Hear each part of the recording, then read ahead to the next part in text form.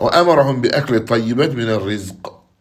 Onlara temiz olan şeylerden yiyin değil. Nelerden?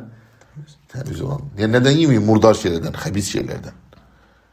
İlm ehli buyurur ki ittefakal ulema, alimler ittifak edipler ki sigaret çekmek murdar işlerdendir.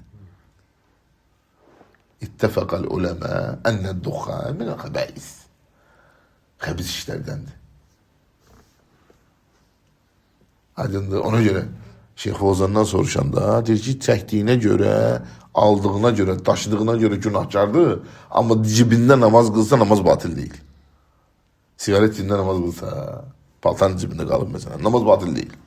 Amma aldığına görə, çəkdiyinə görə vesaire günahkardır.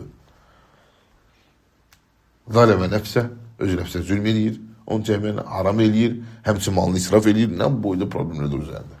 Hələ Allah qorusun o halda bəzən insanlar qəzəblənir və s. Gedirlər, sanki sığınmaq üçün çəkirlər sigaret. Bu daha pisdir.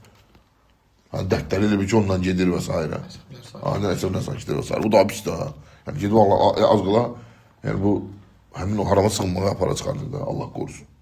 Ki Peyğəmbər sallallahu əleyhi və səlləm sıxıntı və kədərlə dediyi dualar var. Sadəcə biz o duaların şəklindən, halından, elmindən qəflətdəyik deyə ona göre tetbik edebilmeliyorlar. Uzun hadisli Peygamber sallallahu aleyhi ve sellem ne diyordu sıkıntı ve kederin ahırda dedi ki Allahümme cel Kur'an-ı azim ve Rabbiyen kalbi. Allah'ım Kur'an'ı kalbimin bahar ile. Rabbiye baharı kalbimin bahar ile. Ne ter baharda bitkiler uyandığı için mi? O Kur'an'la bu kalbim uyandı.